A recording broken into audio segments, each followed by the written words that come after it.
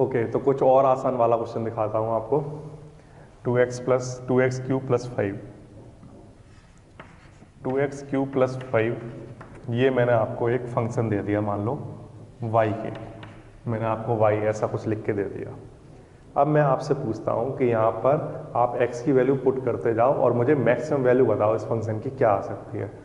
तो आप यहाँ पर कुछ भी वैल्यू पुट कर सकते हैं। सपोज दैट आपने 0 पुट किया, ठीक है, तो 0 पुट करने पर आंसर कितना आया, x इक्वल्स टू 0 पुट किया तो आपने देखा कि y की वैल्यू तो 5 आती है, ठीक है। x इक्वल्स टू क्या पुट कर दिया, 0, तो y की वैल्यू क्या आ गई, 5, ठीक है। तो हमें लगा कि ये तो 0 पुट कर देंगे तो इस फंक्शन का सबसे बड़ी वैल्यू 5 हो जाएगी, लेकिन ऐसा नहीं है। क्यों?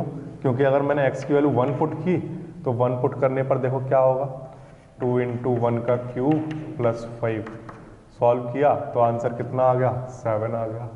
तो 0 रखने पर सबसे बड़ी वैल्यू ये नहीं आ रही है, ठीक है। तो इससे अगर मैं 2 रखूँगा तो और बड़ा आंसर ऐसा आता चला जाएगा, ठीक है। अब माइनस के बारे में सोचना शुरू किया हमने कि सबसे मिनिमम वैल्यू क्या आती होगी। तो x इक्वल्स टू हमने कुछ -1 रख के देख लिया, तो 2 -1 क्यूब, ठीक है, प्लस 5 ऐसा कुछ किया तो ये कितना आएगा, -2 प्लस 5, आंसर कितना आ गया, 3 आ गया। तो हमें और देखने दें, एक वैल्यू और देख ली हमने, -2 रख के देखा, -2 क्यूब प्लस 5, ठीक है। तो ये कितना आएगा, -2 का क्यूब -8 इंटू 2 -16 प्लस 5, ये हमारे पास -11 आ गया, ठीक है।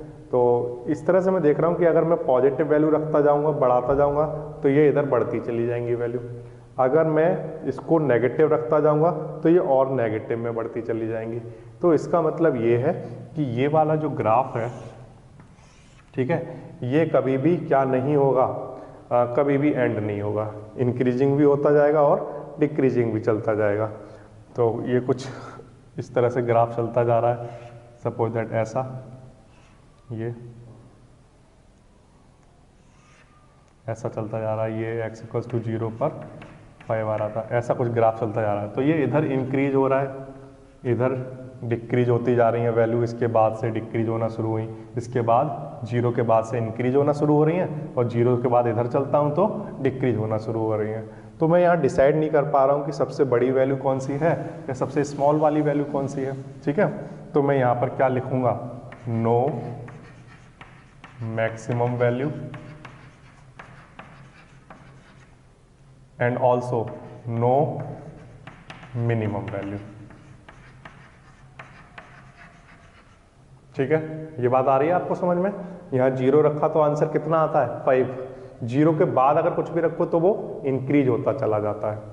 0 के बाद अगर आप इधर नेगेटिव में रखो तो वो आंसर नेगेटिव होता चला जाता है। तो कितना नेगेटिव होता चला जाएगा, तो आंसर है, हमें नहीं पता कि वो कब तक नेगेटिव, कितना स्मॉल आंसर आ सकता है। तो हम यहाँ क्या लिख देंगे, नो मिनिमम वैल्यू। 0 के बाद वो इंक्रीज हो रहा है तो वो कितना इंक्रीज होता जाएगा, तो आंसर वो भी हमें नहीं पता कि वो कितनी बड़ी वैल्यू तक जाएगा, ठीक है। तो हम क्या लिख देंगे, नो मैक्सिमम वैल्यू, ठीक है। ये समझ आया आपको? ओके, तो कुछ और आसान वाले क्वेश्चन बताता हूँ मैं आपको, ठीक है। बिल्कुल आसान वाले क्वेश्चन देखिए। सबसे पहले क्या करना है, ये है क्वांटिटी आपके पास x प्लस 1 मोड ऐसा कुछ है, तो आपको पता है कि ये मोड लगा हुआ है तो ये आंसर तो ग्रेटर देन या इक्वल टू 0 आएगा, मीन्स पॉजिटिव आएगा, ठीक है। आपको क्या चाहिए, माइनस चाहिए, ओके, तो यहाँ माइनस से आप मल्टीप्लाई करा देना, यहाँ माइनस से मल्टीप्लाई कराओगे तो 0 ही रहेगा, लेकिन ये साइन चेंज हो जाएगा, ये साइन चेंज हो जाएगा। क्यों चेंज हो जाएगा आपको पता है, ठीक है, माइनस का मल्टीप्लाई कराने पर साइन चेंज हो जाता है। अच्छा, अब इसके बाद x प्लस 1 क्या चाहिए, प्लस 3, तो आपने इधर 3 ऐड करा दिया, ये फिर से ये लेके चले, क्योंकि मोड लगा हुआ है इसका मतलब आंसर पॉजिटिव आएंगे, तो कैसे लिखते हैं, ग्रेटर देन और इक्वल्स टू 0 आएंगे। माइनस चाहिए तो माइनस लिख दिया, ये क्या होगा, साइन चेंज हो जाएगा, ठीक है। प्लस 3 चाहिए तो प्लस 3 बोथ साइड ऐड करा दिया, ठीक है। इस क्वांटिटी को हम क्या कहते हैं, fx। अब तो आप पढ़ना सीख गए होगे या अभी भी नहीं सीखे हो, सीख गए हो। एफ एक्स क्या है, या तो इक्वल होगा 3 के या उससे लेस होगा, 3 होगा या उससे लेस होगा, ये यानी कि ये सबसे बड़ी वैल्यू है। ठीक है, तो मैक्सिमम वैल्यू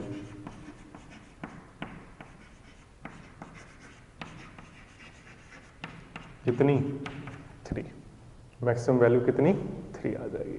ठीक है, बिल्कुल आसान है। ये वाला क्वेश्चन देखिए आप, क्वेश्चन नंबर 8 बताता हूँ आपको। ऐसा क्वेश्चन जब आएगा तो मैंने आपको क्या बोला था कि आप उसको होल स्क्वायर की टर्म में कन्वर्ट कर लिया करो।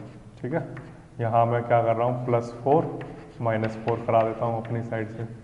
क्यों, कैसे कराया, ये क्या बन जाएगा, ये बन जाएगा हमारे पास 4x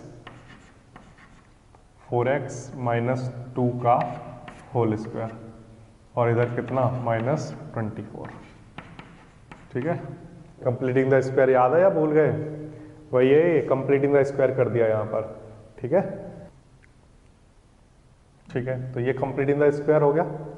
अब इसके बाद 4x -2 होल स्क्वायर, ये होल स्क्वायर है तो ये क्या होगा, ग्रेटर देन और इक्वल्स टू 0 रहा होगा। ठीक है, क्यों, क्योंकि पावर इवन है तो आंसर कैसे आएंगे, पॉजिटिव आएंगे। ठीक है, अब इसके बाद क्या चाहिए, -24 चाहिए, तो 4x -2 होल स्क्वायर, इधर -24 किया और इधर भी -24 किया। ठीक है, दोनों साइड -24 कर दिया। ये जो टर्म है ये क्या है, ये हमारा फंक्शन है,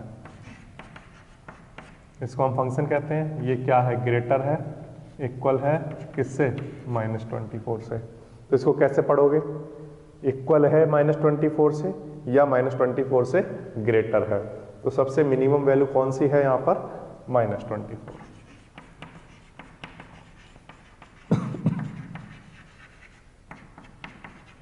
ठीक है, -24 है या उससे ग्रेटर जा रहा है, तो यानी कि सबसे स्मॉल ये है, उसके बाद तो ग्रेटर नंबर आएंगे, तो मिनिमम वैल्यू कितनी, -24।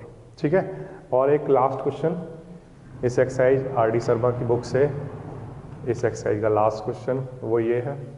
XQ आपको दिखा तो आप समझ गए हो कि क्या होने वाला है, कि जब ऐसा फंक्शन हमारे पास आता है f(x = x³ - 1), इसे y के इक्वल मान लिया, x³ - 1, यहाँ x की वैल्यू अगर मैं 0 पुट करता हूँ, सपोज दैट 0 का क्यूब -1, तो आंसर कितना आता है, -1। लेकिन अगर मैं 1 पुट करता हूँ तो 1 पुट करने पर आंसर कितना आता है, 0 आता है। अगर मैं -1 पुट करता हूँ तो -1 पुट करने पर इसका आंसर -2 आता है।